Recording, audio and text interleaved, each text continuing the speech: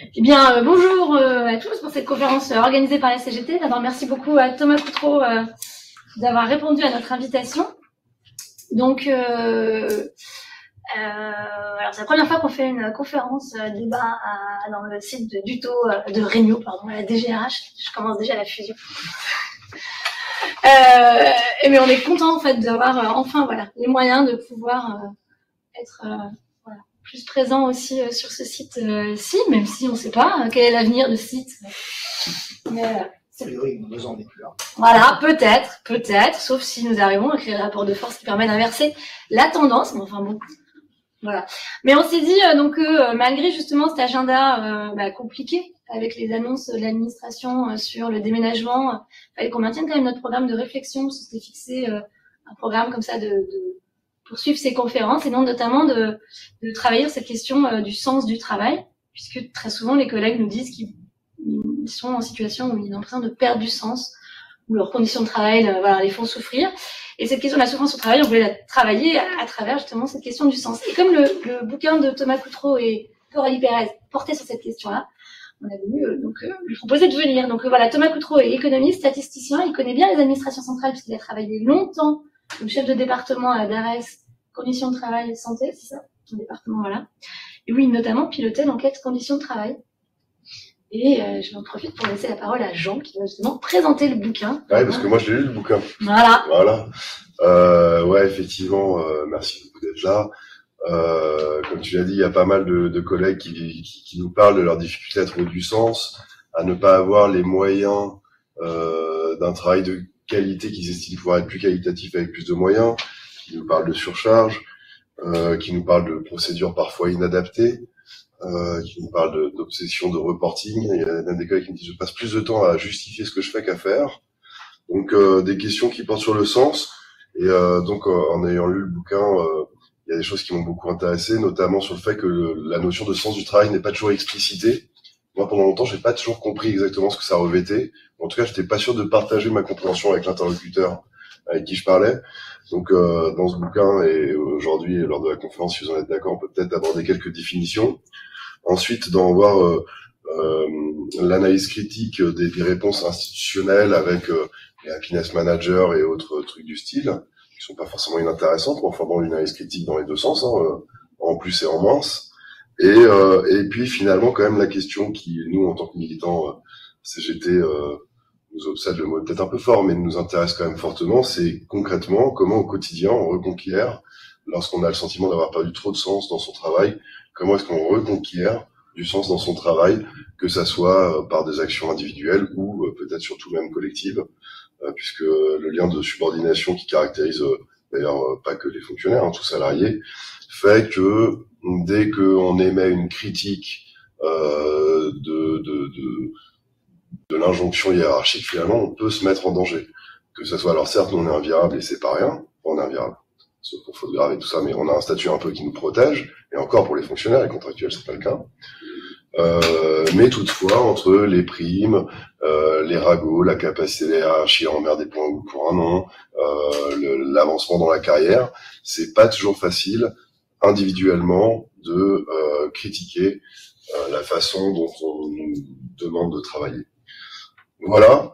Est-ce que Thomas, ça te va si on aborde un peu ces questions-là au fil de l'eau, et puis terminer certainement par un traditionnel questions-réponses en direct, échange avec les collègues qui sont ici présents et les collègues qui sont connectés à la visio.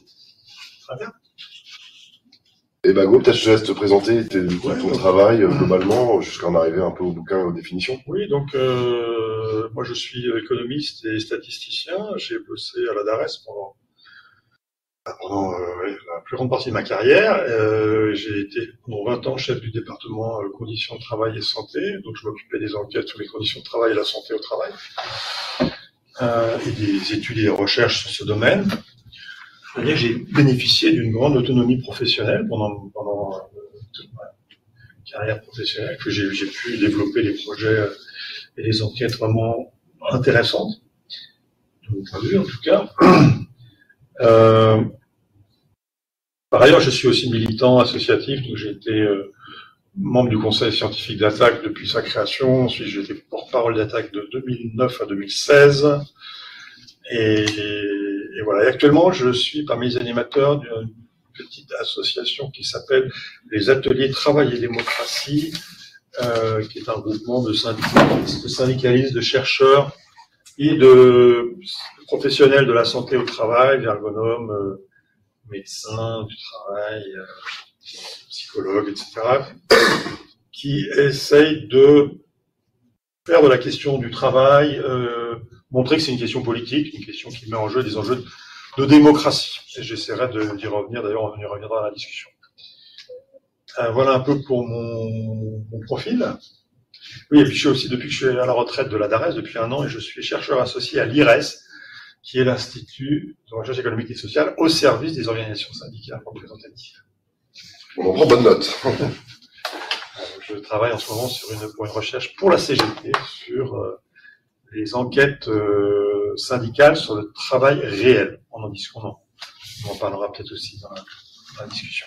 Bah, peut-être première définition, qu'entends-tu par travail réel? Est-ce que ça s'oppose à une autre forme de travail? Ah oui, alors une question. Oui, effectivement, le travail réel, c'est ce qu'on fait vraiment dans son travail, par opposition, sur le plan en tout cas théorique, au travail prescrit. Le travail prescrit, c'est les consignes, les procédures, ce qu'on appelle aujourd'hui les process, qui organisent ton activité, ton travail au quotidien, les normes, voilà, tout ce qui vient cadrer le travail et qui permet de s'orienter, de savoir comment travailler. Donc ça, c'est évidemment c'est une bonne chose d'avoir un travail prescrit, mais en pratique, ça se passe toujours différemment, voire très différemment de ce qui est prévu dans le manuel ou dans les instructions ou dans les consignes. Évidemment, pour les enseignants, c'est particulièrement évident. Certes, on peut expliquer, il peut y avoir des procédures ou des méthodes pédagogiques recommandées par l'institution, par l'Éducation nationale, mais en pratique, évidemment, les choses dans la classe sont toujours différentes, se passent toujours de façon imprévue, et le métier de l'enseignant, et c'est vrai de tous les professionnels, eh bien, ça consiste à s'adapter en permanence aux aléas, au public, aux spécificités du public, enfin des élèves qui en face, aussi aux ressources qui sont disponibles ou pas dans l'établissement, etc., etc. Donc tout se déroule jamais comme c'est prévu dans les procédures, et donc le travail réel, ça consiste à inventer, à se débrouiller avec les collègues, ou pas d'ailleurs, mais de préférence avec les collègues, pour résoudre les problèmes imprévus qui se posent toujours dans le travail. Et cet écart entre le travail prescrit et le travail réel, il est vraiment essentiel. Alors, il a été observé à de nombreuses reprises par les ergonomes, les gens qui ont la spécialité d'observer le travail. Et il est très important, de notre point de vue, il est très important politiquement, parce que les salariés ont souvent, et leur chef leur rappelle souvent, l'impression qu'ils sont de simples exécutants. Ils sont là pour exécuter les consignes, pour faire ce qu'on leur dit de faire, et le boulot, ça consiste à faire ce qu'on te dit de faire. Et du coup, il en résulte souvent une image dégradée de soi-même, de ses capacités, de son intelligence. Alors que quand les gens se rendent compte qu'en fait, c'est pas comme ça que ça se passe dans la réalité, qu'en fait, ils font beaucoup plus, beaucoup mieux que ce qu'on leur demande, c'est une manière aussi de retrouver de la fierté, de relever la tête et de se dire finalement je suis pas si bête que ce que je croyais ou que ce qu'on voulait me faire croire. Et c'est aussi une manière, sans doute, et on y reviendra à la discussion, de pouvoir échanger avec les collègues sur comment les autres font. C'est quoi leur travail réel, leur travail. Alors soit on reprend le terme qu'utilise Christophe Dejour, le travail vivant. Christophe Dejour, c'est un psychiatre fondateur de la psychodynamique du travail, qui a beaucoup apporté sur le plan théorique. Et il parle de travail vivant, par opposition au travail mort. Ça, c'est aussi une définition que tu voulais que je donne. On s'est parlé avant la conférence, donc merci de faire les sous-titres. Non, mais voilà. Mais je pense que c'est important de commencer par ça, parce que ça conditionne ensuite ce qu'on entend par sens du travail. Le travail vivant, donc, c'est la possibilité, ce qu'on déploie comme ressources de compétences, de créativité, d'ingéniosité, pour surmonter la résistance du réel, pour bien faire son travail, alors que les prescriptions ne suffisent jamais. Et le travail mort, bon, c'est les prescriptions, hein, c'est les règles, c'est aussi les outils, les machines, enfin c'est tout les moyens du travail que l'organisation, que l'employeur met à la disposition de la travailleuse ou du travailleur, qui cadre son activité, mais qui ne suffisent jamais à lui donner du sens et à lui donner de la qualité. Donc c'est ça qui est intéressant dans cette analyse de l'ergonomie et de la psychodynamique du travail, c'est de mettre en évidence, de mettre en débat ce décalage entre le prescrit et le réel, et puis comment ça peut être une ressource pour l'action collective.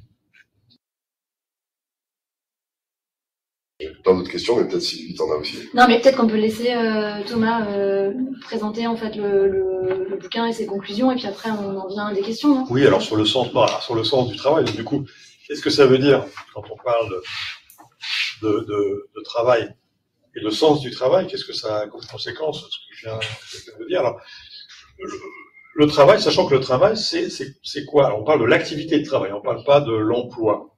On dit souvent le sens du travail, moi, le seul sens que je trouve à mon travail, c'est le salaire que j'ai à la fin du mois. On entend souvent ça. Hein. Pour le reste, je fais ce qu'on me dit de faire et j'y mets le moins d'énergie et d'intelligence possible. Je me contente de mon chèque à la fin du mois. On entend souvent ce discours et les gens donc disent mon travail n'a pas de sens. Beaucoup de gens disent mon travail n'a pas de sens. Moi, ce qui compte pour moi, c'est le chèque, le salaire à la fin du mois. Donc ça peut donner du sens à l'emploi, d'avoir une rémunération, bien sûr. C'est même le sens principal. Pourquoi les gens prennent un emploi, c'est pour gagner de quoi vivre.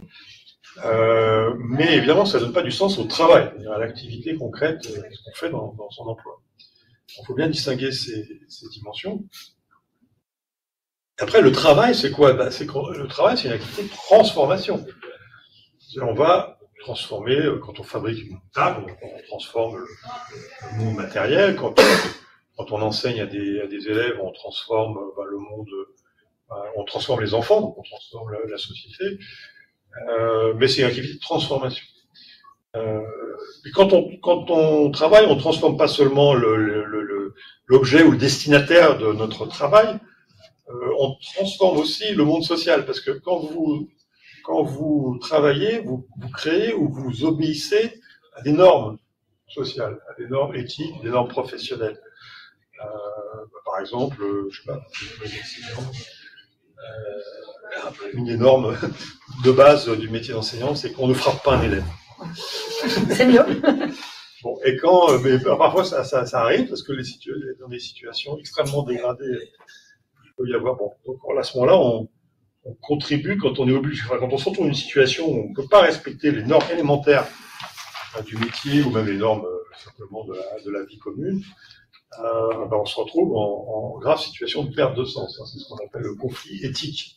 Par exemple, je dis frapper les élèves, c'est un cas extrême, mais ne pas pouvoir faire son cours dans des conditions correctes, ne pas avoir l'impression que les élèves ne bénéficient pas vraiment des apprentissages qu'on est là pour leur fournir, c'est aussi on contribue alors qu'on a comme règle et comme éthique de développer une activité professionnelle de qualité au service des destinataires de notre travail, on n'y arrive pas, et donc on viole des règles professionnelles, on viole des règles éthiques, et on se sent en défaut, on se sent en souffrance par rapport à ça. Donc ça, c'est une dimension importante du sens du travail. Et puis la troisième dimension, c'est donc il y a l'utilité sociale du travail, il y a la cohérence éthique, je peux faire mon travail est utile et je peux le faire correctement.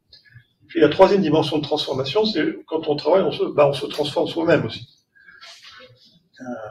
On apprend des choses ou pas, on accumule de l'expérience ou pas, parce que si on a un travail hyper normé, hyper répétitif, on peut pas apprendre des choses nouvelles, et là donc on est mutilé dans notre intelligence et notre capacité d'apprentissage. Voilà, donc ça c'est la troisième dimension, pouvoir se développer dans son travail, ça s'appelle la capacité de développement. Et ces trois aspects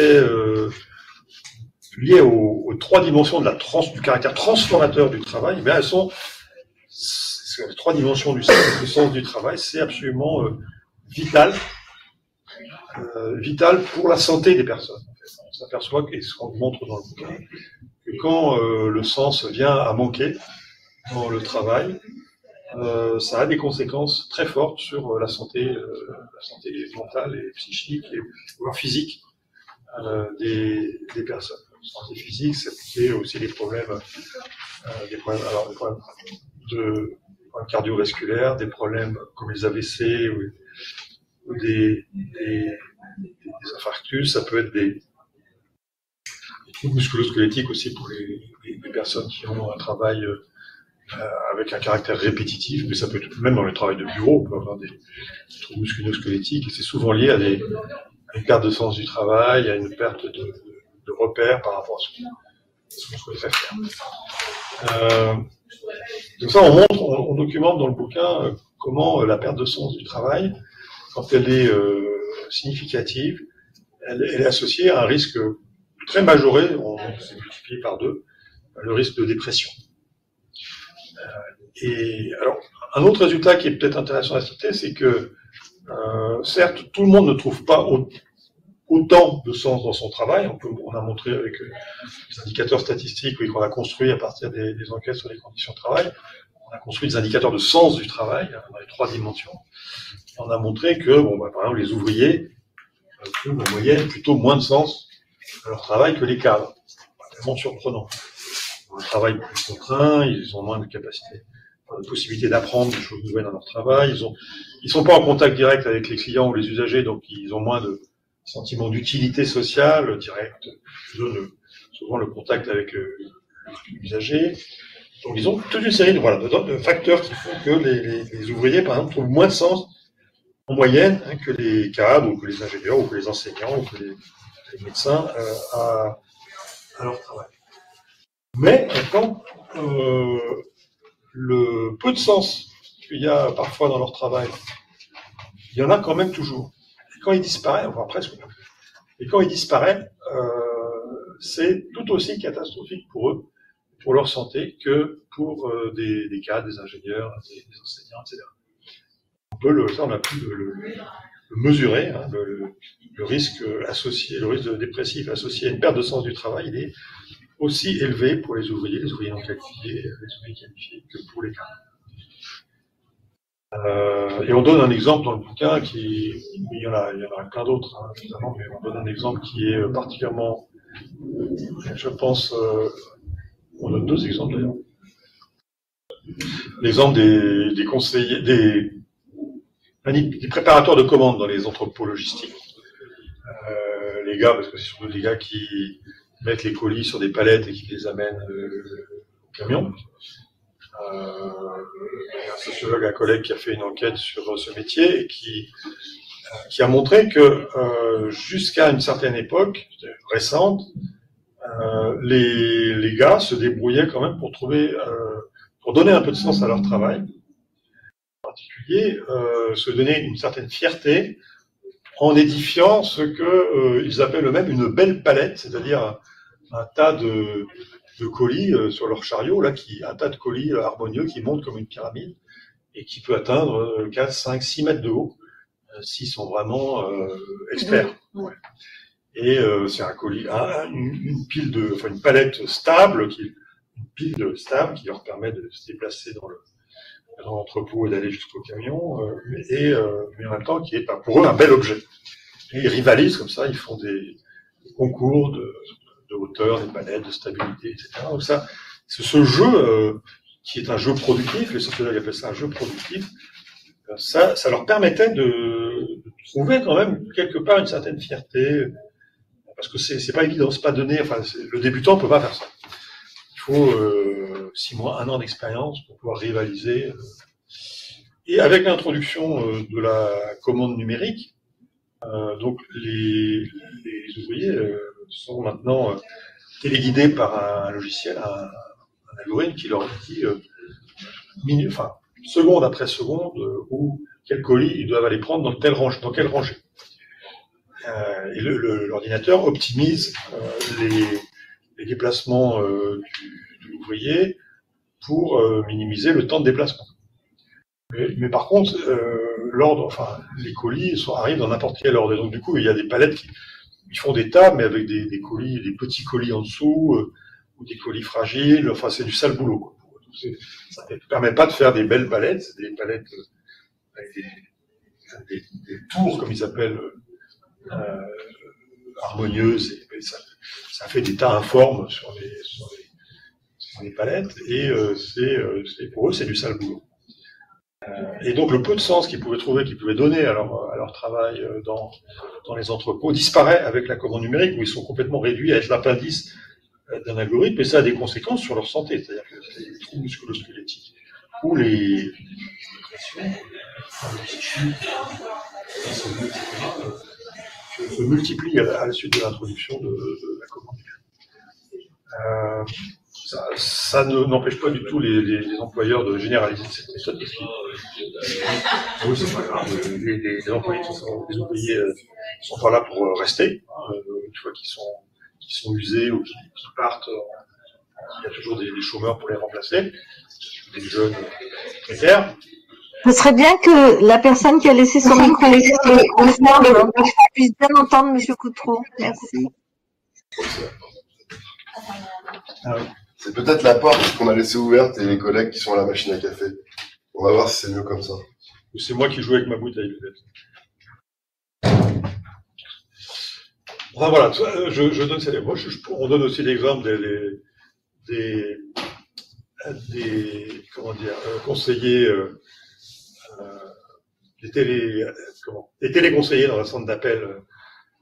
Bon, je vais pas développer cet exemple-là, mais ce que je veux dire, c'est que dans toute situation de travail, les gens se débrouillent pour trouver du sens, ou se débrouillaient, et qu'il y a des cas où le travail mort, là dans le cas de l'entrepôt, c'est la commande numérique, vient écraser ce qu'il pouvait y avoir de travail vivant dans l'activité des personnes.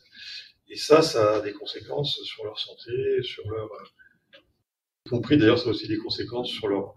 J'ai montré dans un autre bouquin, pas dans celui-là, mais ça a aussi des conséquences sur leur comportement électoral, enfin, ça a des conséquences sur la politique dans la cité. Vous avez des gens qui sont réduits à être des objets passifs dans leur travail, s'abstiennent beaucoup plus aux élections ou votent pour des candidats autoritaires.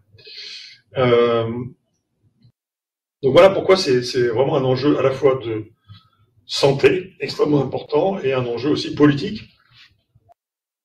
Alors, politique, je dis à l'extérieur de l'entreprise, mais aussi à l'intérieur de l'entreprise, parce que quand vous avez des salariés qui n'ont plus aucune maîtrise de leur travail, qui sont entièrement dépendants des algorithmes, des consignes, des process, eh bien, ils n'ont plus vraiment ils sont dépossédés aussi de tout pouvoir sur leur travail, mais aussi de pouvoir sur l'organisation, sur l'entreprise dans laquelle ils travaillent.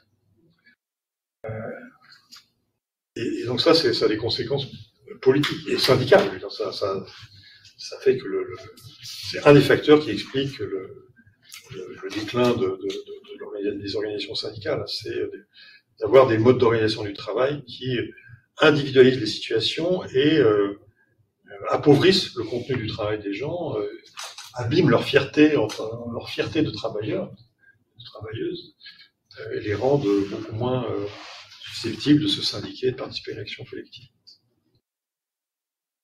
Ouais. C'est déjà pas mal.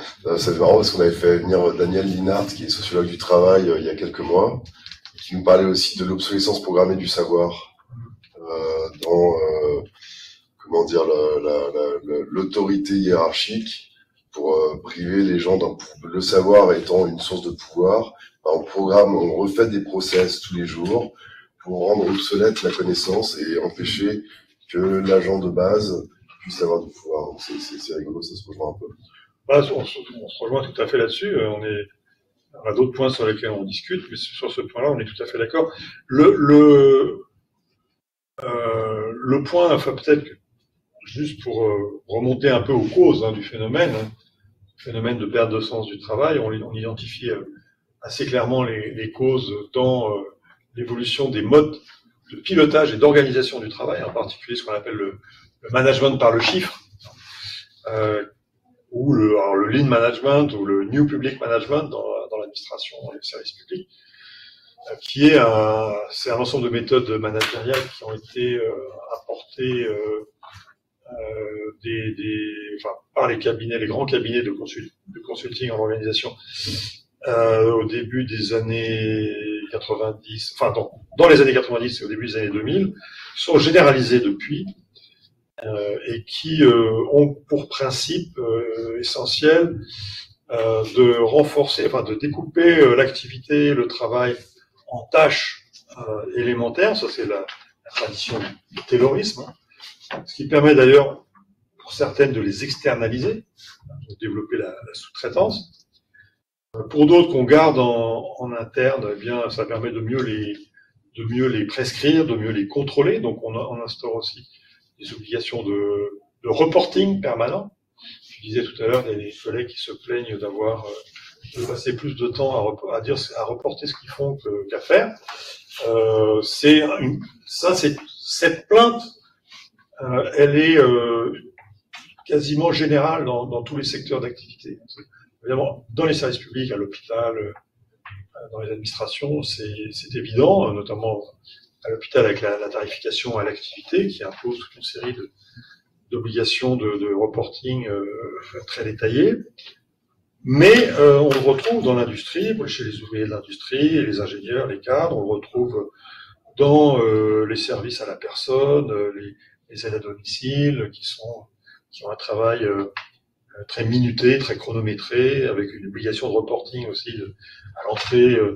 Il faut pointer au moment où on entre chez la personne dépendante. Quand on en sort, il faut repointer et il faut rentrer dans l'application tous les actes qu'on a fait au domicile de la personne avec le temps qu'on y a passé. Donc finalement, les professionnels passent beaucoup de temps et surtout pour le sentiment, ils sont vraiment contrôlés de façon très étroite en permanence. Ce qui donne un sentiment de perte de sens, puisqu'on n'a plus la possibilité d'adapter notre geste, d'adapter notre intervention aux besoins spécifiques de la personne en face de laquelle on se trouve. Et quand les temps sont très minutés, comme c'est le cas des aides à domicile et des infirmières, on n'a même plus le temps d'échanger avec les personnes. On n'a plus le temps de discuter, de savoir de quoi ils ont vraiment besoin. Donc ça, c'est ce facteur organisationnel, c'est ce management par les chiffres qui a envahi maintenant tous les milieux de travail. Il est à la racine du phénomène qu'on décrit, la perte de sens du travail. C'est intéressant de dire parce que certains, par exemple des militants, nous disent parfois « Ah oui, mais vous parlez de redonner du sens au travail, mais sous le capitalisme, le travail il n'a jamais de sens, il n'en a jamais eu. On travaille pour faire du profit. Donc, ça n'a pas de sens de parler de sens du travail sous le capitalisme. Peut-être qu'on sera débarrassé du capitalisme, certainement la question du sens deviendra importante, mais aujourd'hui, ça n'a pas de sens de parler de sens du travail. On a souvent, y compris de militants syndicaux chevronnés, très critiques, très... Du coup, on peut se quitter là, du coup. Non. Et bien sûr, alors évidemment, il y a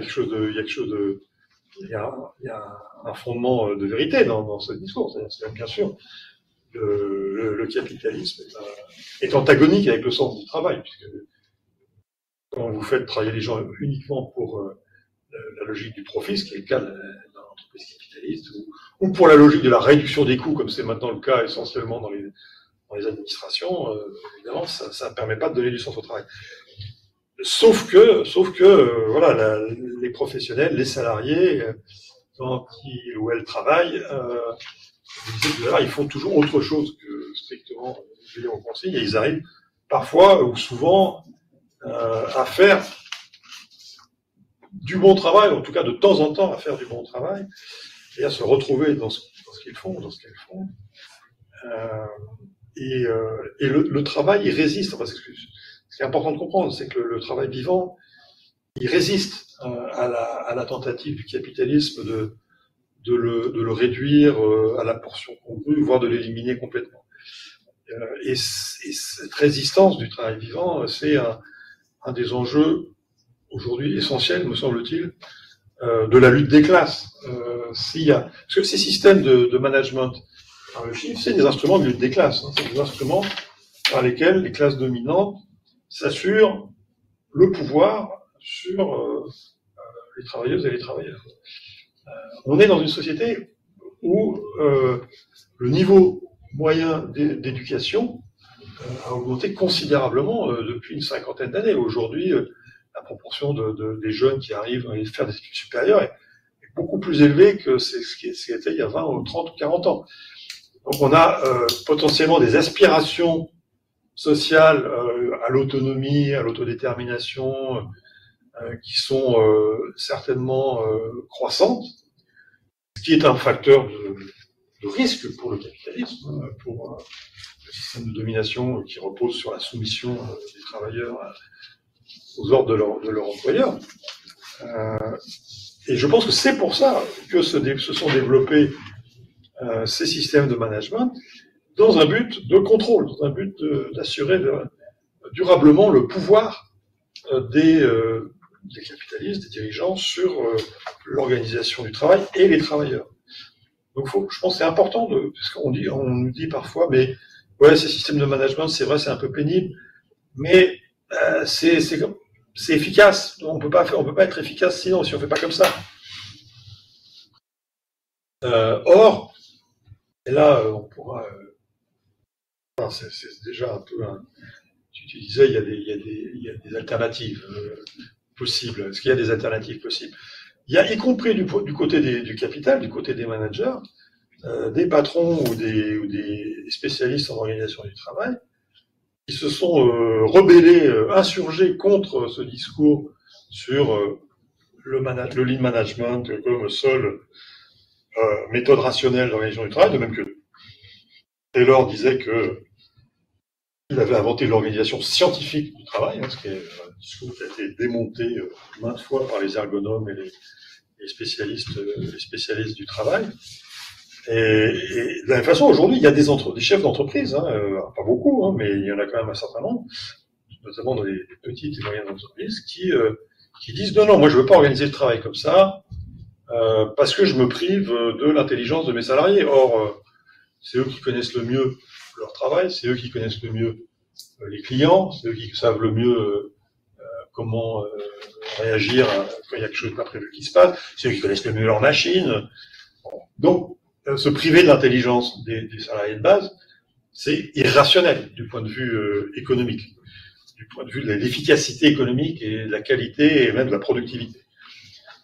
Et donc ces patrons disent on va décentraliser les décisions, laisser les équipes beaucoup plus autonomes, en responsabilité. Et on a des situations d'entreprises qui ont, c'est ce qu'on appelle les entreprises libérées, qui ont mis en place des formes d'organisation tout à fait différentes, qui reposent beaucoup plus sur l'autonomie et l'intelligence individuelle et collective des salariés. Et les études qui ont été faites sur ces expériences montrent que ça marche en général plutôt bien du point de vue patronal, du point de vue y compris de la rentabilité, du point de vue des profits, de la rentabilité, de la croissance des entreprises, ça marche plutôt mieux que les modes d'organisation classiques. À tel point que, alors, quand on interroge les salariés, on a plusieurs exemples, pas mal d'exemples maintenant, quand les chercheurs interrogent les salariés dans ces entreprises, les salariés disent ouais, non, c'est vrai que le travail maintenant est beaucoup plus intéressant qu'avant, parce que voilà, je peux prendre des décisions, j'ai beaucoup plus d'autonomie, on me demande beaucoup plus mon avis, mais en même temps, c'est vrai que je travaille plus qu'avant. Il y a une intensification du travail, parce qu'on demande aux gens de faire ce que faisait leur chef, en fait, de faire non seulement leur travail, mais de faire aussi le travail que faisait leur chef. Donc les gens disent ah ouais, non, c'est beaucoup mieux. Enfin, en fait, c'est quand même beaucoup mieux, parce que si on leur dit est-ce que tu préférais revenir à la situation antérieure, les gens disent non. Les gens préfèrent travailler plus avec plus de sens que travailler moins avec moins de sens, selon vous. Dans beaucoup de, moi, là je parle de ce que disent les gens, dans beaucoup de retours d'expérience sur ce type d'entreprise, on a effectivement des gens qui disent « Ouais, certes, le travail s'est intensifié, mais c'est quand même beaucoup plus intéressant et je préfère. » Mais ça pose des problèmes de santé, y compris, parce que l'intensification du travail, voilà, jusqu'à un certain point, ça passe, mais après, ça devient pathogène. Ça pose des problèmes de soutenabilité, etc. Ça pose des problèmes. Mais, donc, c'est pas pour dire que c'est le paradis terrestre. Mais en tout cas, ça montre qu'il y a d'autres formes d'organisation qui sont très différentes et plus efficaces.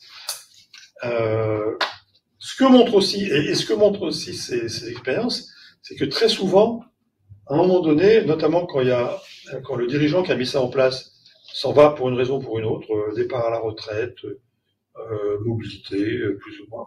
Ça peut être des actionnaires qui lui montrent la porte, parce que ça, on a vu plusieurs fois ça, des actionnaires qui s'inquiètent un peu de voir que ça tourne pas comme ça devrait tourner. Enfin, certes, les résultats sont bons, mais c'est quand même bizarre ce qu'ils font dans cette boîte.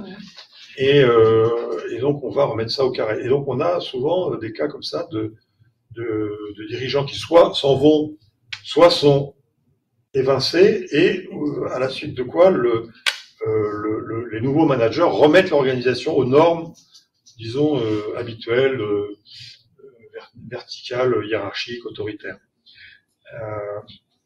Et donc, ce genre de cas est intéressant parce qu'il montre non seulement que l'organisation du travail pour nous majoritaire n'est pas la plus efficace, loin de là, mais en plus elle montre que, mais en fait c'est surtout c'est pas pour des raisons d'efficacité que cette organisation, ce lean management ou ce management par les chiffres s'est imposé, c'est pour des raisons de pouvoir, parce que les raisons pour lesquelles les managers libérateurs, comme ils s'appellent des fois, sont évincés, c'est parce que les actionnaires ou les dirigeants estiment qu'ils ont trop perdu de pouvoir sur les salariés.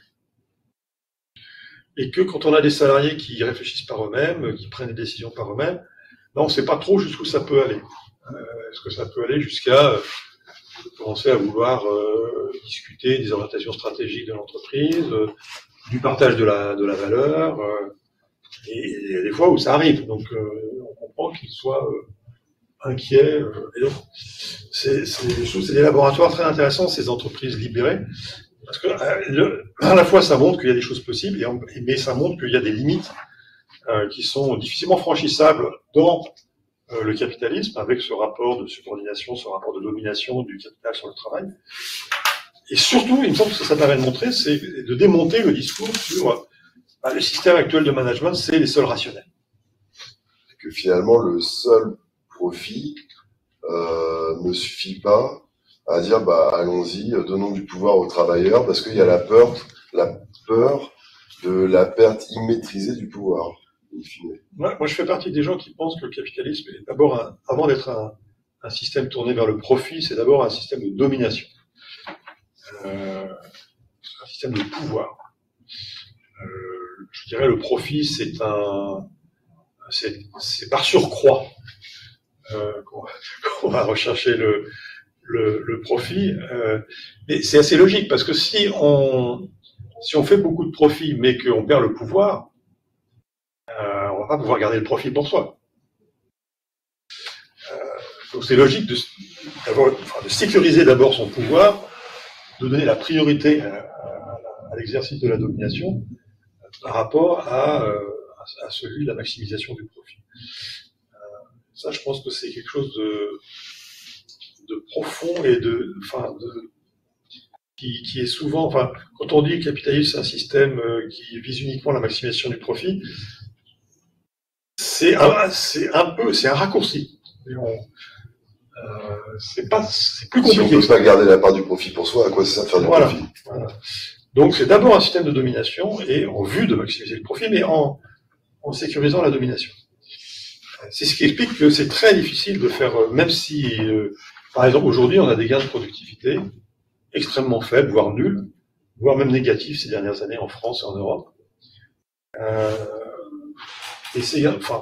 On a introduit massivement les nouvelles technologies, le numérique, maintenant l'intelligence artificielle commence à pénétrer un peu partout dans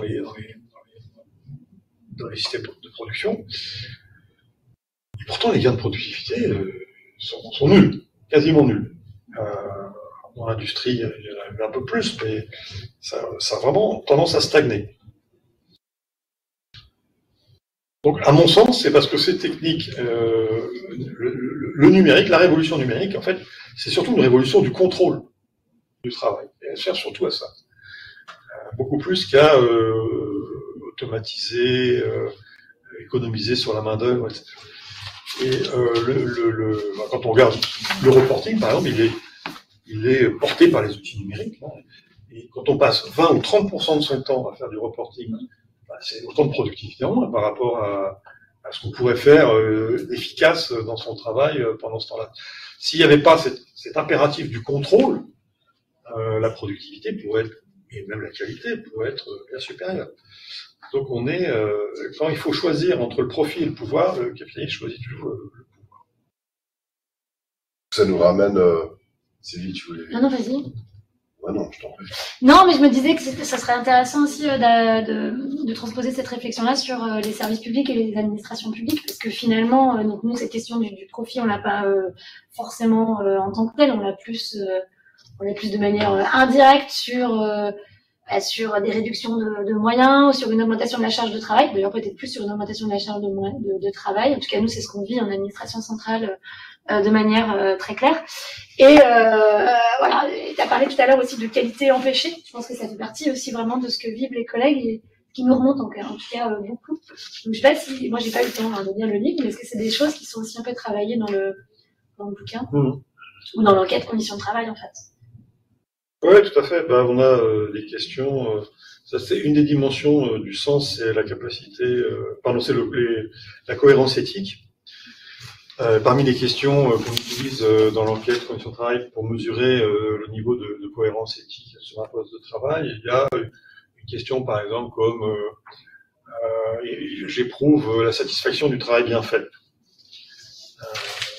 Et les gens peuvent répondre toujours, souvent, parfois, jamais. On a 30%, 35% des gens qui répondent parfois ou jamais. Bon, on appelle ça le travail empêché. Enfin, c'est Yves Clos, donc le psychologue du travail, qui a forgé ce concept de travail empêché. C'est on aspirerait à faire du bon travail, mais on n'a pas les moyens, on n'a pas le temps, on a des consignes qui nous en empêchent, des prescriptions du travail qui ne permettent pas de faire du bon travail, donc on n'est pas fier de ce qu'on fait. Et effectivement, c'est des dimensions importantes du sens sur laquelle alors, il nous semble que les syndicats pourraient apporter une contribution en travaillant à la base avec les salariés sur qu'est-ce que ça voudrait dire faire correctement son travail dans votre bureau, dans votre atelier, dans votre service. Aujourd'hui, vous travaillez d'une façon qui ne vous convient pas, vous n'avez pas le sentiment du travail bien fait, vous bâclez, vous n'avez pas le temps d'assurer la qualité, vous ne pouvez pas répondre aux attentes des usagers ou des clients. Qu'est-ce qui permettrait de le faire? Et avoir une réflexion collective au plus près du travail réel, c'est-à-dire vraiment dans les collectifs de travail, dans les équipes, arriver à avoir une réflexion collective là-dessus. Les quelques cas où des équipes syndicales ont mis ça en priorité de leur activité, d'organiser cette discussion sur le travail réel, nous montrent que c'est assez productif en termes de reconstruction d'un point de vue collectif et d'une capacité d'action aussi sur le travail. Donc, je peux juste citer l'exemple, parce que j'ai cité en passant tout à l'heure, mais du centre d'appel dans lequel l'équipe CGT a développé cette démarche. C'est un gros centre d'appel de 2000 employés, enfin 2000 et où ils avaient du mal, enfin syndicalement, ils avaient du mal à mobiliser, à organiser. C'est très difficile. Il y a une mobilité très forte, il y a un turnover de 100% par an. Il y a très peu de gens qui restent plus d'un an dans le métier. Bon, il y a quelques-uns qui sont un peu plus anciens, mais un turnover énorme. justement parce que les salaires sont bas et le travail est extrêmement prescrit, extrêmement contraint. Vous savez, dans les centres d'appel, les gens ont un temps maximum de prise d'appel. Ah merde, j'ai oublié l'acronyme. Enfin bon, ouais, ils ont un temps maximum de 3 minutes dans ce centre d'appel, c'était 3 minutes pour répondre au client ou à l'usager qui pose une question, qui a un problème avec sa facture ou son équipement. Et ils sont surveillés en permanence par la hiérarchie. Il y a les tableaux sur lesquels s'affichent les délais de décrochage, les temps moyens passés en ligne, etc. Enfin, tout est tracé, fliqué, la minute près. Donc c'est un boulot où il est difficile de trouver du sens. Et donc les copains de la CGT qui ont voulu développer cette démarche à partir du travail ont quand même essayé. Ils se sont dit on va quand même essayer. Et et la question qu'ils ont posée aux gens, ils les ont réunis, ils ont fait des petits groupes de 2-3 collègues pendant une pause, pendant un quart d'heure de pause. C'est comme ça parce que les gens n'ont pas le temps. Ils sont très et il les faisait discuter autour de la question suivante. C'est quoi la dernière fois que tu as eu l'impression de faire quelque chose de bien dans ton travail? Et la dernière fois que tu as réussi quelque chose dans ton travail. Et évidemment, les gens, au départ, avaient du mal à trouver, à raconter une histoire, une anecdote, parce que c'est... Et puis quand même, en réfléchissant, ils racontaient des histoires, et les histoires tournaient souvent autour d'un cas ou d'une journée, un moment où le téléconseiller avait désobéi au temps maximum de 3 minutes, avait pris le temps de répondre et de répondre vraiment aux besoins de l'usager, avait pris 5-6 minutes, voire parfois plus, avait débrouillé le problème, un problème compliqué qu'avait un usager, et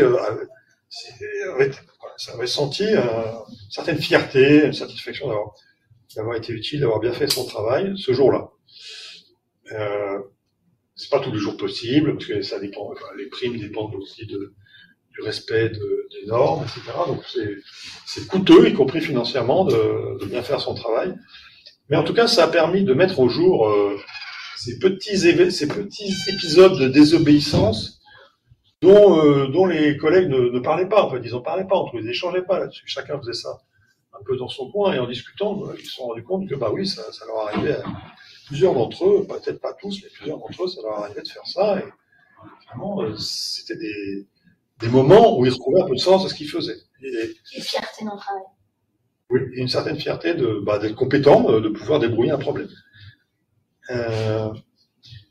Et le syndicat, donc du coup, ils ont réfléchi à des revendications qui pouvaient aller dans le sens d'améliorer le sens du travail. Évidemment, la revendication la plus évidente, c'est d'augmenter le temps, d'augmenter le temps maximum de l'appel, les 3 minutes. Quand ils ont dit ça à la direction leur a dit c'est pas possible, c'est dans le contrat avec notre client.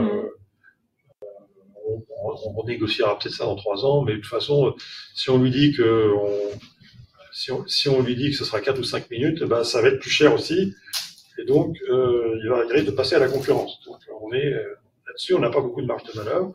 Par contre, il y avait d'autres demandes sur les matériels, sur avoir plus d'autonomie pour élaborer les plannings. Il y avait d'autres demandes sur lesquelles la direction, en voyant que, c'est ça qui était intéressant, en voyant que les salariés s'étaient mobilisés sur ces questions-là et que la CGT avait porté, et qu'il y avait des revendications qui étaient vraiment, donc ils voyaient bien que elles émanaient du terrain, quoi. C'était vraiment des trucs très concrets, dont les managers voyaient bien que ça correspondait à des vrais besoins de la part des téléconseillers. Donc ils ont lâché du lest sur quelques revendications comme le matériel, les casques de meilleure qualité, ou les marges de manœuvre sur la détermination des plannings. Et le résultat, c'est pas que ça a transformé les gens, le travail des gens, c'est que ça a permis de recréer du collectif, de refaire des adhésions, d'accroître aussi les voix. Et quand ils ont eu des élections professionnelles L'année suivante, ils ont gagné 20 points. Ils étaient assez surpris.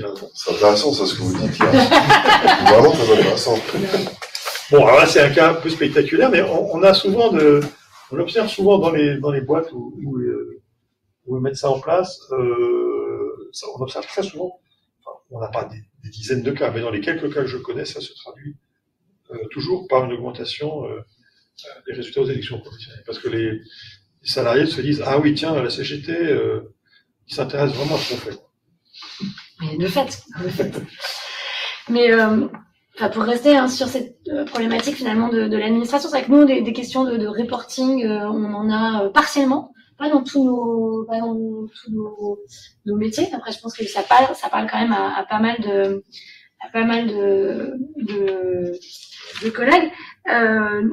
Bon, nous, ce qu'on a quand même, beaucoup, moi, c'est la surcharge, vraiment le fait d'être constamment en fait sous pression dans une urgence permanente qui fait qu'on n'a jamais le temps d'aller au bout. C'est-à-dire pas forcément en devant documenter tout ce qu'on fait, mais en ayant l'impression que parce qu'on a toujours de nouveaux trucs à faire, on passe son temps à courir et à faire en fait. Ce qui est assez proche de l'exemple d'ailleurs des gars qui disent il me faut 6 minutes et pas 3 quoi. Ouais. Est-ce que je peux? Oui. Merci, monsieur Coupon, c'est hyper intéressant, ça nous parle. Hein. Il y a plein d'échos là sur ce que vous dites, y compris sur le Terraform, sur les palettes qu'on produit parfois à nos niveaux. Alors c'est une image parce que on n'a pas de charge, c'est pas en termes de kilos, c'est plus en termes de production écrite ou de synthèse, ou de notes diverses et variées. Et on aime bien avoir une certaine esthétique sur les palettes aussi. Moi, je rejoins un peu ce que dit Sylvie sur la place des services publics dans le capitalisme et la spécificité de ce qu'on fait dans les administrations centrales, avec notamment les temporalités. Il y a une guerre des temporalités, c'est-à-dire au-delà de la charge qui est toujours plus importante de ce qu'on nous demande de faire, puisqu'on a perdu à peu près 1000 emplois sur 4000 en 10 ans, avec une charge de travail qui désemplit pas. Donc on a de plus en plus à faire. Comment les agents du service public peuvent être les derniers résistants à ce capitalisme, parce qu'on défend le bien commun. Enfin, quelle est la spécificité? Alors moi, au quotidien, c'est vrai que les petits gestes, les petites actions, ça peut être dans le lien avec un secrétariat, dans le lien avec un chef, ça peut être une façon de dire non aux choses qui sont absolument pas recevables, comme une injonction à produire quelque chose qui arrive par mail à 8 heures du soir pour le lendemain matin. Enfin, il y a des choses comme ça. On a la capacité de dire non aussi, si on n'est plus dans le dégoût des agents, parce qu'il y a des agents qui n'en peuvent plus aussi, hein, et qui ont baissé les bras. Voilà. Un peu ces aspects-là, je trouve qu'ils manquent sur les temporalités de travail, c'est un outil de guerre. Hein.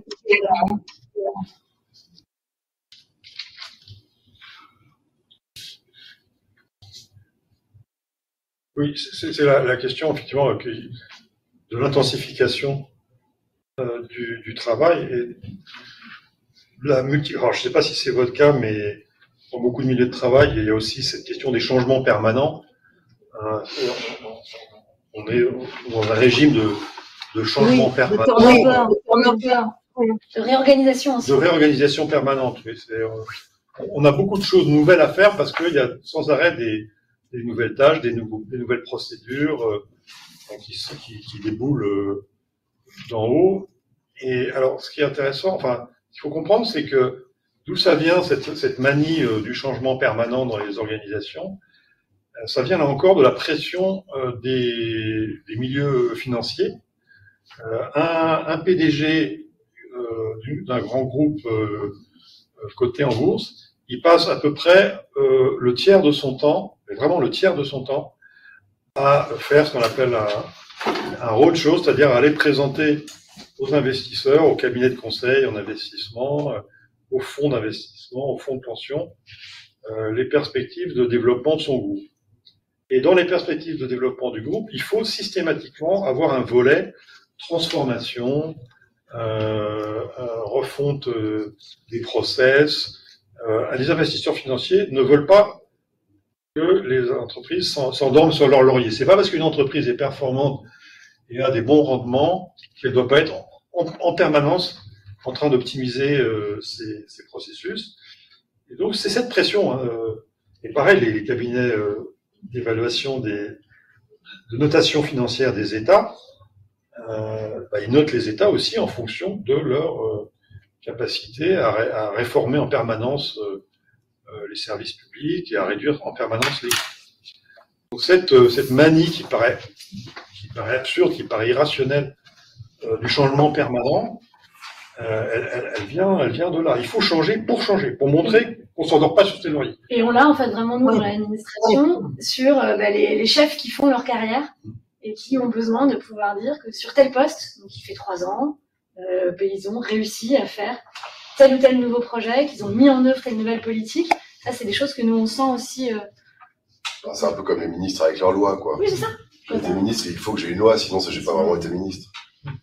Il y a un dogme du coûtisme. Oui, en plus, ça n'a pas de sens avec nos missions. L'éducation, ça s'évalue sur un temps long. Donc, il faut de la continuité, il faut la qualité de la continuité. Il faut laisser le temps aux idées de se déployer ou aux nécessités de se déployer. Enfin, il y a toute cette question-là qui est pas vue, quoi. C'est du court-termiste. Enfin, et ça rejoint effectivement tous les process du capital, les pires process du capitalisme. Mais comment on peut réinjecter du sens en résistance de cette aliénation? Il y a Sébastien qui a levé la main, Sébastien Gauthier. Et moi, je crois qu'il y a une AG à 14h, non? Vous n'avez pas assez d'été sur le début. Non, pas du tout. Ah, bah c'est bon, alors. On continue, pardon. On t'entend pas, Sébastien? On t'entend pas, faut que tu mettes ton son.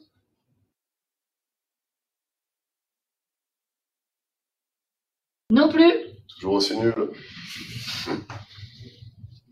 Non. Tape dans le chat, sinon. Sur ton clavier, il doit y avoir le verrouillage de ton micro. Si on la voit pas en plus. Franchement, visuellement, c'est... Bah, attends, sinon rappelle-moi, Sébastien. Non, mais c'est bon. Alors, Pierre-Olivier, existe-t-il des exemples ou des initiatives d'administration libérée sur le modèle des entreprises libérées?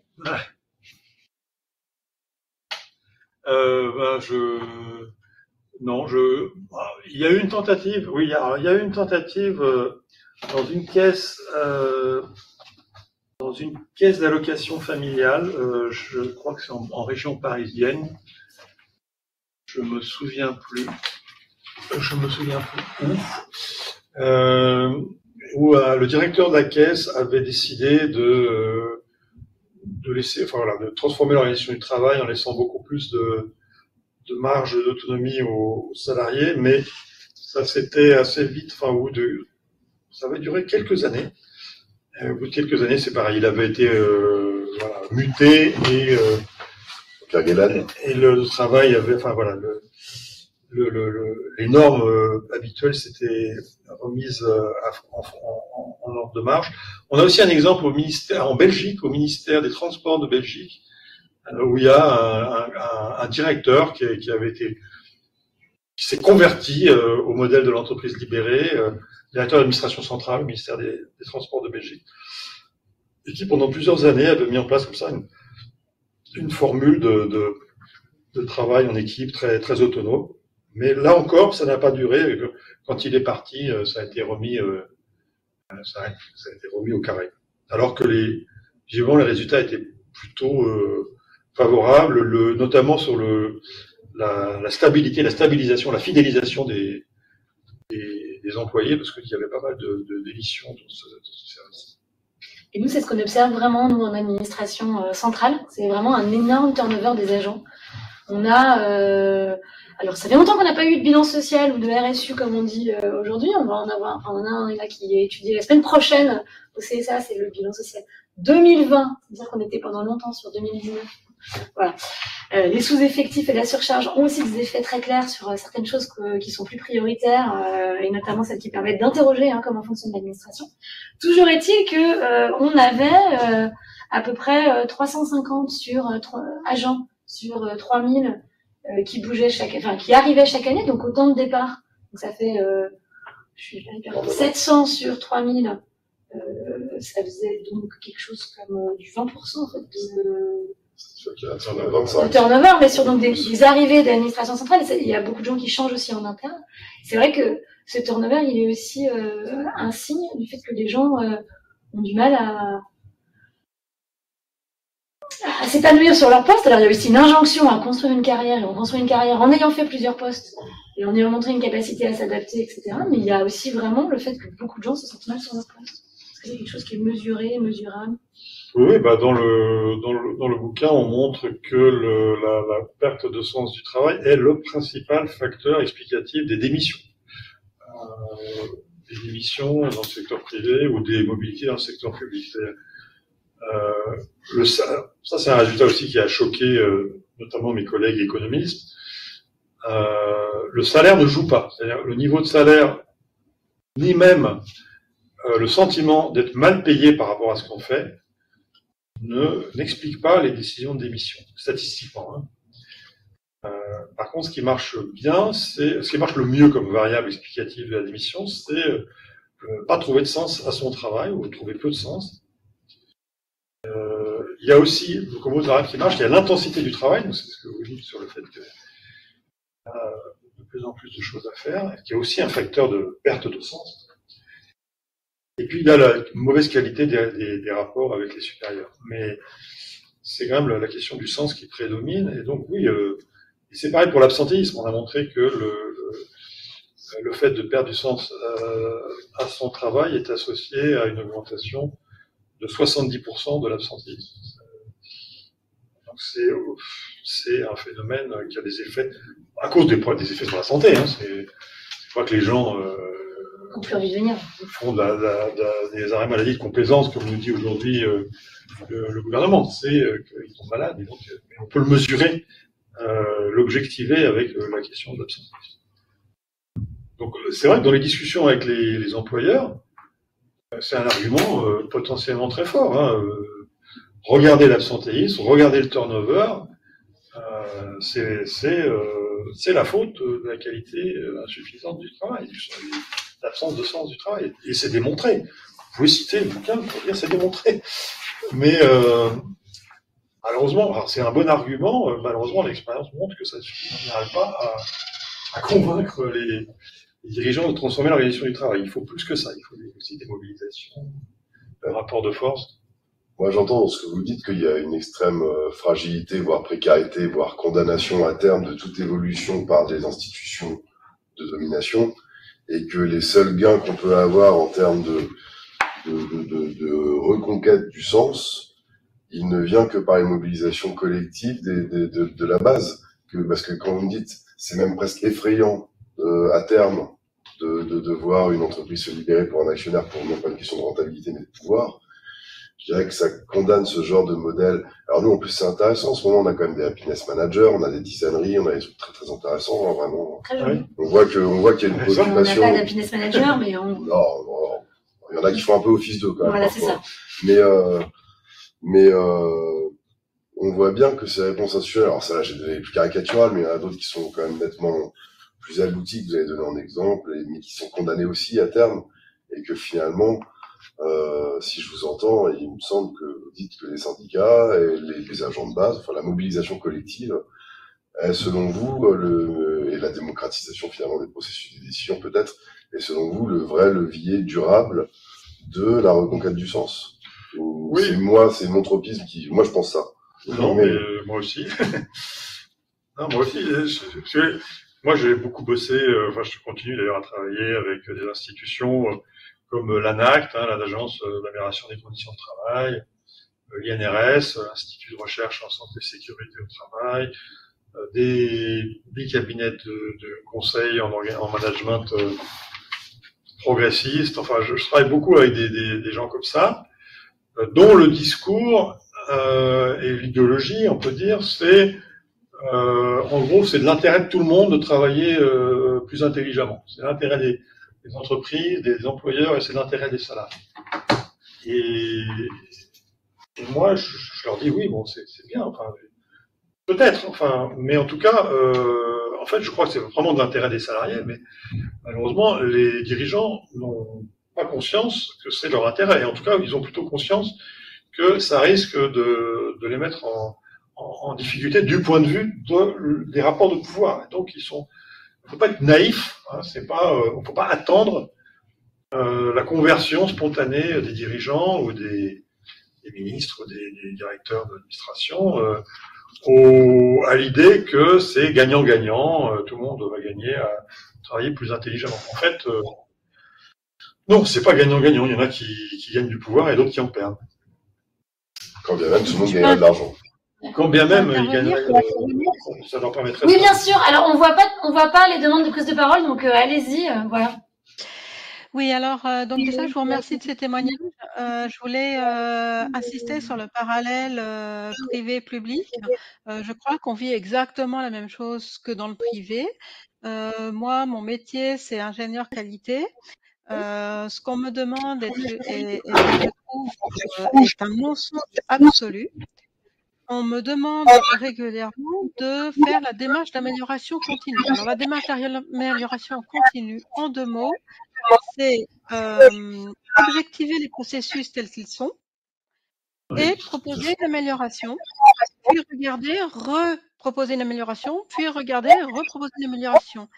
Derrière le terme amélioration, ce qu'il faut bien comprendre, c'est que les hiérarchies, les institutions, plutôt que les hiérarchies, parce que certains hommes comprennent très bien ce qu'on leur raconte, hein, les institutions attendent que chaque année, on produise un résultat sur une piste d'amélioration, alors qu'il n'y a pas forcément d'amélioration.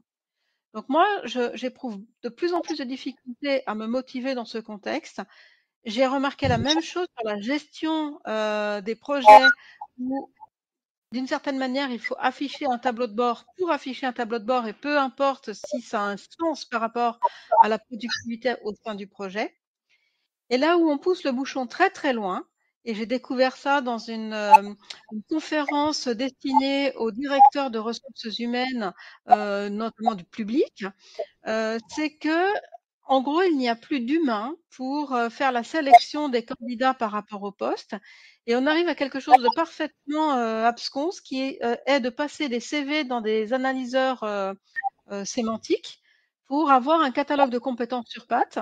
Et donc, évidemment, ça ne convient pas. Évidemment, la personne s'en va au bout de, je sais pas, 2 ou 3 ans parce que elle y trouve pas son compte et on recommence.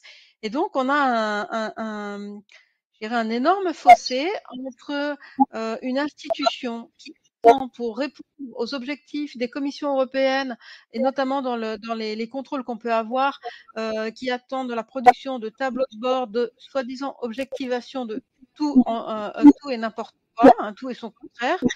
Alors on parle d'amélioration, on parle de gestion de projet, on parle de contrôle interne, peu importe, il faut du tableau de bord tous azimuts, y compris dans les processus de recrutement.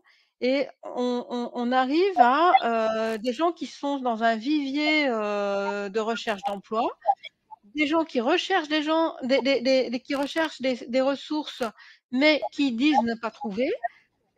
C'est une incompréhension totale entre l'institution et l'agent. Voilà ce que je peux ressentir moi.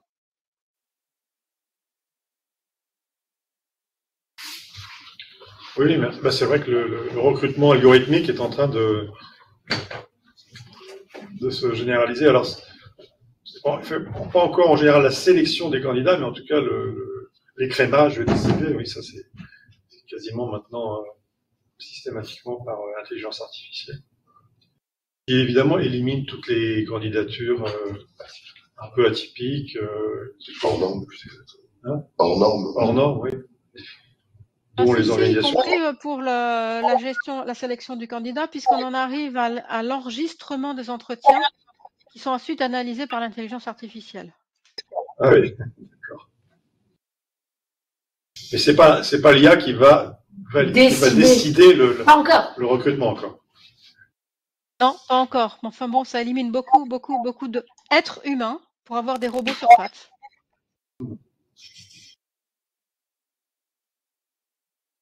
Il y a d'autres questions, Sébastien, c'est la dernière chance qu'on me donne, hein, attention. Non, après, juste, je pense que l'idée qu'on défend, c'est qu'il y a des marges de manœuvre, malgré tout, en faisant valoir la cause du travail vivant. Il faut bien se rendre compte que ce système, il est profondément illégitime, il est de plus en plus contesté, de plus en plus critiqué. C'est pas par hasard d'ailleurs que cette question du sens du travail est devenue une question, enfin un enjeu politique aujourd'hui. Hein. C'est dans la bouche des ministres, du président, des salariés, bien sûr, des syndicats. Les syndicats s'emparent de cette question. Enfin, il y a un enjeu de lutte autour de cette question du sens du travail, dans lequel les travailleuses, les travailleurs et leurs représentants ont des arguments, ont des atouts beaucoup plus importants que ce qu'on pense, quoi, enfin, que ce qu'on exploite en tout cas.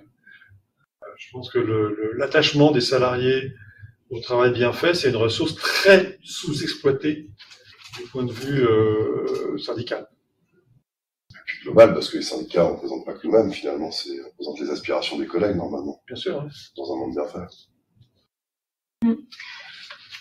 Et est-ce que, donc, parce que donc on a beaucoup parlé de la vague du Big Quit aux États-Unis, du fait que y a plein de secteurs qui ont du mal à recruter aujourd'hui, que les jeunes générations seraient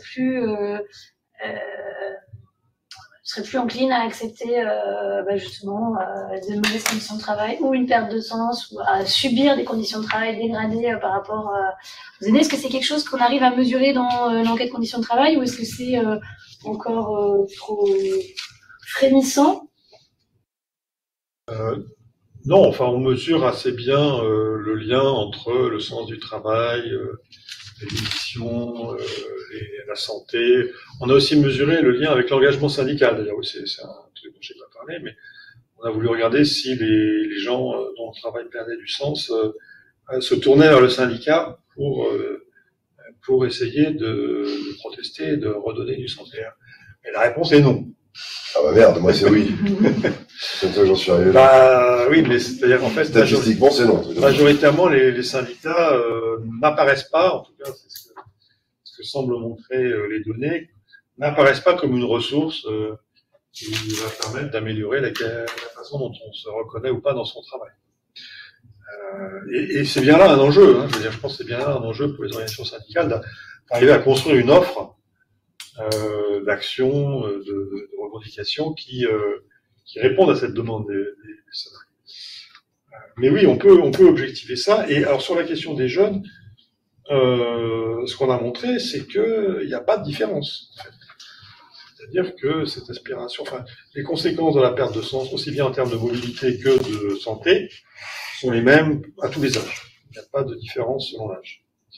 Simplement, les âgés démissionnent moins. Et ça, c'est logique. J'ai une remarque, pardon. Pardon ? Cécilia, tu voulais dire quelque chose ? Oui, juste une remarque sur l'histoire du syndicat et de travail réel en résistance par des petites actions quotidiennes dans notre travail, dans nos liens avec nos collègues. Moi, je me heurte parfois quand je fais ces actes de résistance, soit dire non, soit dire oui, on fait ça, mais à telle condition, essayer de redonner des conditions viables à une injonction, à une commande, à un travail à faire. Ça, on le fait régulièrement. Mais ces derniers temps, je me heurte à quelque chose qui est, mais attention, tu fais pas la différence entre ce qu'on te demande dans ton travail et tes engagements syndicaux. C'est-à-dire qu'on m'oppose la tentative de travail réel et digne, un peu debout, au fait que je suis pas dans la bonne case. Dans la case, dans l'équipe de travail, j'obéis et je râle pas. Et je dis pas telle condition est utile pour faire bien mon travail, ou pour respecter mes collègues, ou pour respecter les temporalités des uns et des autres, pour respecter le fait qu'on a une vie après le travail. Enfin, toutes ces choses-là qui nous font aller au travail les chaussettes bien hautes, quoi, et pas à genoux, et qui sont des actes de résistance tous les jours, qui bien sûr prennent du sens collectivement quand on est dans le syndicat. On a parfaitement le droit de les inscrire tous les jours dans son travail. Oui, c'est pour ça que je pense que c'est important de bien faire valoir le fait que la perte de sens du travail, ou plus généralement le travail ni fait ni à faire, c'est un grave risque pour la santé des gens.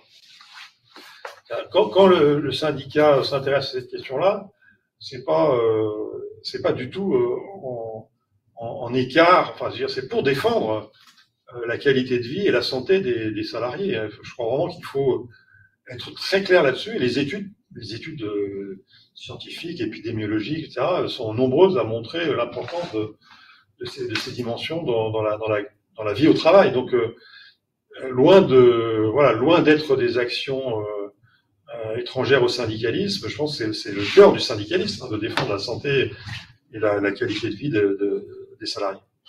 C'est vrai que nous, on voit plein de collègues quand même, de plus en plus, je sais pas, j'ai pas mesuré, mais on voit quand même plein de collègues qui sont de la vague des primes jusqu'au burn-out. Le mal-être au travail, dont le travail mort, le travail empêché, le sens du travail globalement est assez central, on le constate. Enfin, je veux dire, on le mesure pas parce qu'on n'est pas statisticien et que on devrait demander d'ailleurs à l'administration de nous faire des statistiques, peut-être, mais encore qu'elle n'ira pas jusqu'au burn-out, puisque l'employeur n'a pas savoir la cause d'un arrêt. On a une enquête conditions de travail après qui pose des questions qui sont un peu celles évoquées par contre dans le. Alors on n'a pas quand est la dernière fois que vous avez. Enfin, on pourrait demander est-ce qu'elle soit intégrée dans l'enquête conditions de travail qu'on voit en F3SCT en novembre, donc on pourra la demander à la rajouter. Mais c'est. Oui, c'est vrai tout ça quand les gens sont pas bien au travail pour des questions de sens notamment, et c'est vrai que c'est quand même souvent le cas, je crois. Ils sont pas bien, quoi. Enfin, je veux dire, ça fait mal. Ça fait mal de pas être bien au travail. Vous pouvez vous appuyer sur nos travaux qui montrent, par exemple, que les salariés qui sont consultés à propos des changements organisationnels dans leur travail, ça protège leur santé. Ça protège le sens de leur travail et leur santé. Pareil pour la question des objectifs chiffrés. On a montré que quand les salariés sont associés, enfin, peuvent discuter sur les objectifs qui leur sont fixés, ces objectifs ne sont pas négatifs, n'ont pas de conséquences négatives sur leur santé. Alors que quand... Oui, pardon, mais on a très souvent l'impression de pisser dans un violon aussi. Mais, bien sûr, mais en tout cas, il est possible d'argumenter, même si ça suffit pas à construire le rapport de force. Mais là, vous dites, on m'oppose tel argument, il est possible d'argumenter pour dire que non, c'est des questions essentielles. La possibilité de faire un travail de qualité et de pouvoir participer aux décisions qui nous concernent, c'est des enjeux de santé absolument majeurs.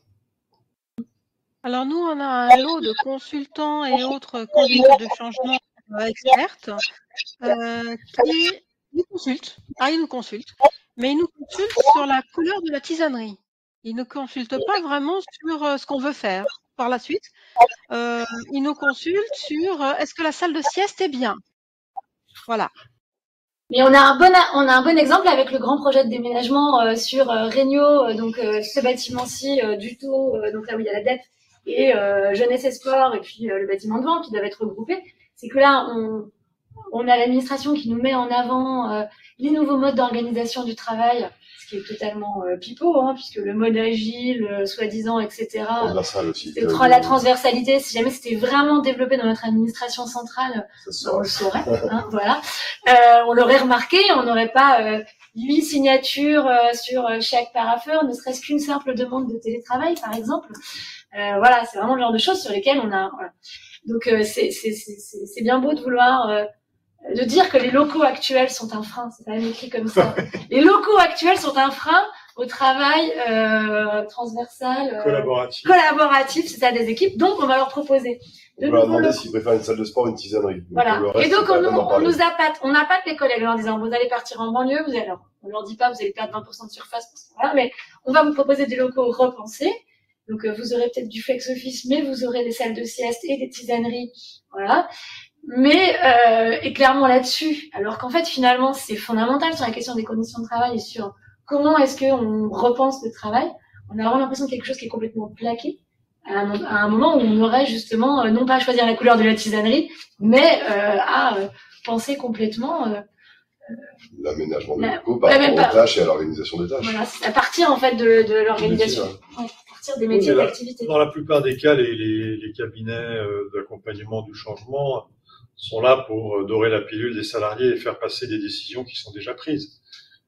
Et effectivement, de demander aux salariés s'ils veulent bien décider la couleur des murs ou des chaises. Mais les décisions essentielles sont prises. Et là, effectivement, dans le cas de déménagement, c'est des décisions financières, voilà, qu'on essaie de maquiller de différents arguments oiseux, mais oui, bien sûr, ça peut quand même être l'occasion par exemple, je sais pas, de mobiliser les salariés pour réfléchir à leur travail.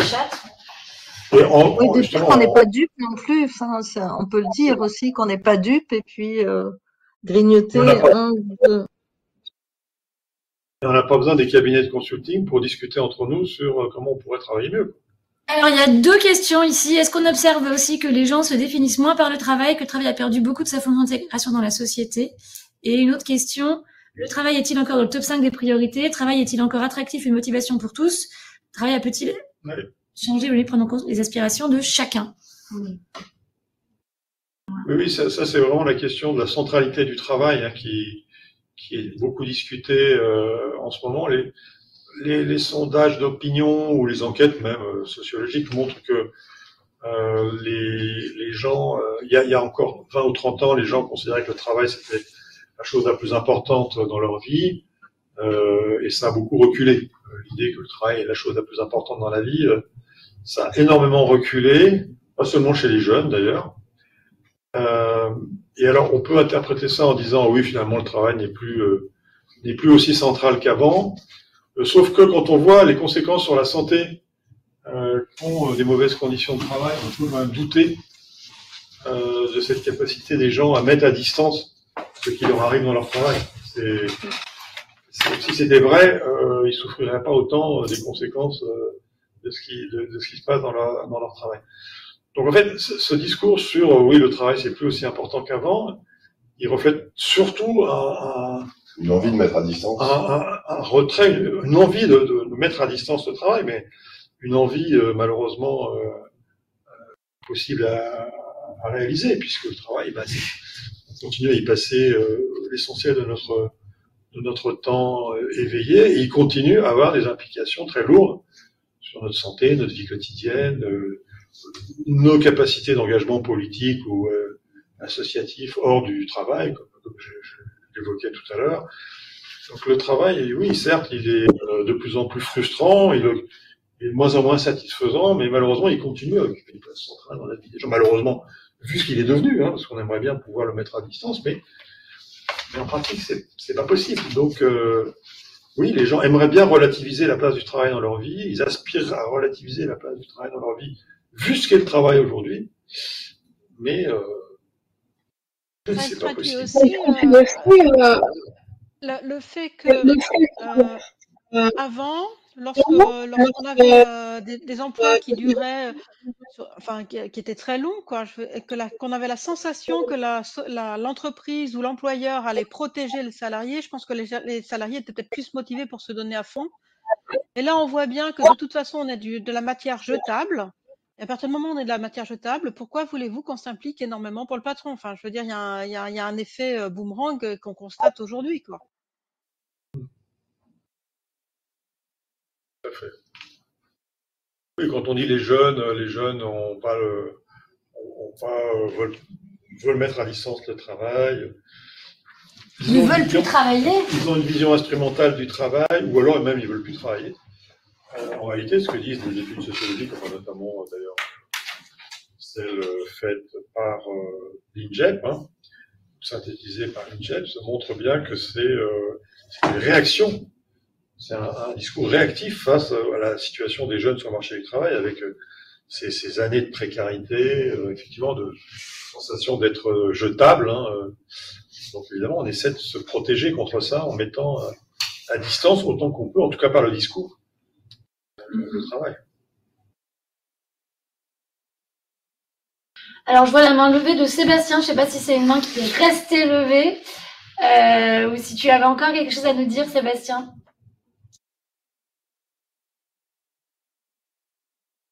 Je suis en Antenne 2 il y a 20 ans. On me signale que ça C'est ne marche pas.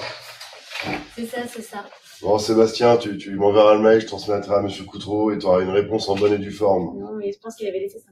Je sais pas s'il y a d'autres questions, remarques. Ah, Oui, on pourrait distribuer, acheter, je sais pas moi, une vingtaine de livres de Monsieur Coutreau et les distribuer à nos directeurs respectifs là, pour qu'ils aient une bonne information de Ça, la c'est une bonne chose. idée comme cadeau de Noël. Voilà. bon, non, Ouais, mais même, non, mais il faut qu'ils soient informés ces gens-là un peu très bonne avertis. idée. Une action assez. On peut faire ça effectivement, et notamment par les directeurs concernés par le déménagement. Moi, je pense que ça peut être une forme d'action. Symboliquement, sympatoque. Non, mais Vous pouvez proposer une intervention lors de la formation des cadres Lesquels la formation des cadres, tout à fait, on va faire ça. Et ceci dit, alors, au-delà des directeurs, mais c'est aussi pour les directeurs, le livre est au local de Grenelle, puisqu'on vient juste de lancer une bibliothèque militante. Donc le livre est au local de la CGT au site de Grenelle. Comme plein d'autres des livres. collègues. Mais je crois que d'offrir individuellement le livre au directeur avec une dédicace de la CGT, c'est pas si mal. Non, mais on peut. Alors, le livre a gagné un prix, le prix du livre de la protection sociale. C'est intéressant parce que c'est un livre qui a un prix qui est donné par l'École nationale de sécurité sociale. Donc, l'école qui forme les cadres du système de sécurité sociale. Et ils nous ont dit qu'ils trouvaient que ce livre était vraiment un outil très important pour la promotion de la santé et pour aussi leurs cadres, pour les alerter sur les enjeux de l'organisation du travail. J'ai trouvé ça intéressant. On n'oubliera pas l'infirmerie aussi, là, de passer le bouquin à l'infirmerie aussi. On va faire en interne après, Cécilia. Mais non, mais c'est. Ouais. Je crois qu'on pourrait continuer longtemps comme ça, parce que je pensais pas que c'était possible, mais ton intervention est encore plus passionnante que la lecture du bouquin, tu vois. Donc vraiment, je suis pas du genre à faire du cirage de plomb pour du cirage de plomb. Et que je crois vraiment, et alors je sais pas, on peut peut-être continuer, mais on peut peut-être aussi s'arrêter, parce que Mina, on n'a pas déposé d'heure d'information. Oui, et je pense que les collègues doivent retourner travailler. Juste proposer. À 14h. On pourrait peut-être rester en lien avec cette équipe-là qui réfléchit sur ces questions-là, voire à donner des exemples concrets écrits sur ce qui est vécu, mais à une échelle micro, quoi. C'est-à-dire tâche par tâche, parce que c'est là qu'on voit comment ça se passe, comment ça résiste, comment on peut tracer ou pas. C'est compliqué de parler à un niveau macro de ces questions-là. Donc, si ça intéresse Monsieur Coutreau qu'on envoie des témoignages sur ce qui se passe spécifiquement en administration centrale, on peut aussi faire ça, quoi, pour nourrir de futures évolutions de la réflexion. Moi, je vous encourage surtout à mener des enquêtes pour vous-même, hein, enfin pour l'action syndicale. Mais en fait, on le fait déjà un peu. Justement, Sébastien, qu'on a vu tout à l'heure, a fait toute une enquête sur sa sous-direction alors à partir de situations de souffrance au travail, mais qui pose la question justement de l'organisation du travail. Et c'est un des objectifs de travail qu'on s'est donné nous côté CGT. Après, on démarre, hein, c'est pas toujours simple, mais on a eu notamment deux là, un suicide à la DGRH et une tentative de suicide, on n'en a pas parlé, mais voilà, qui sont en partie liés aux conditions de travail et à l'organisation du travail. Et donc on voit bien aussi les conséquences, non mais voilà, qui peuvent être parfois terribles et dramatiques. Bon, on va continuer à travailler là-dessus. Merci de l'invitation. Merci beaucoup. Et puis, à bientôt. De nouvelles aventures et de nouvelles conférences. Et pour lutter contre le projet, si ce n'est de déménagement, du moins au moins de flex-office et de réduction des surfaces et d'imposition unilatérale de tout ça. Et d'allongement des temps de trajet. Ouais, et pour rester dans Paris.